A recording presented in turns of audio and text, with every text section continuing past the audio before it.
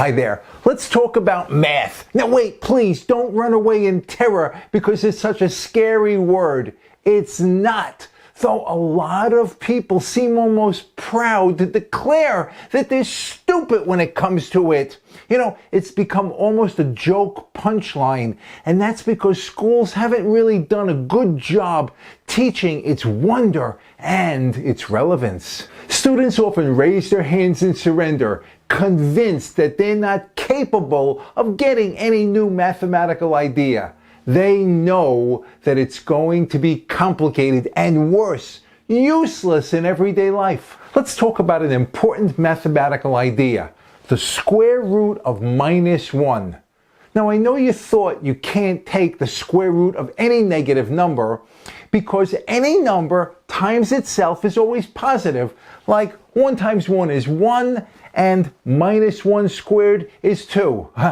That is positive 1. You can never get a negative by squaring, so going in the opposite direction, like the square root of -1, has to be meaningless, right? Well, you're wrong, and I'll tell you why. The square root of a negative number is unfortunately called an imaginary number, and it's written by the letter I. But the surprising thing is that I is not just a mathematical fantasy. No. It is something both very real and really useful in a lot of ways. So how do you get your head around something so weird that it just makes no sense? Think about it this way. If your first grade teacher had asked you, I have 3 apples and I take away 2, how many do I have left? And the answer is, of course, 1 apple. But if the teacher had said, I have 2 apples and give away 3, how many do I have left? You'd have said, you can't do that. And you'd have been right, because for small children, there is no such thing as a negative number or a negative apple. But you grew up, discovered algebra, the opposite sex, and negative numbers. They're really useful, aren't they? Everybody knows about them.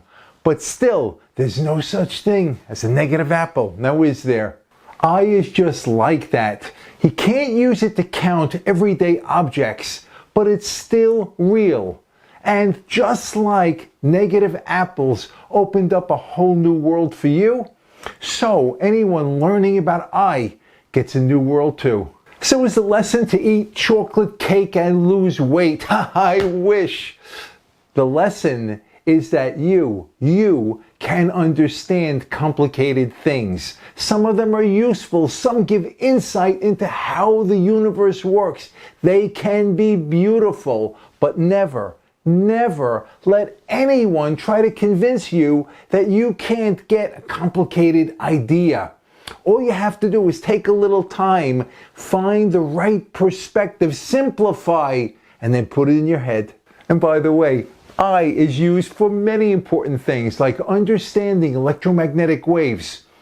Your Wi-Fi wouldn't work without I. And another, by the way, way back in the 1st century, a Greek geek invented imaginary numbers.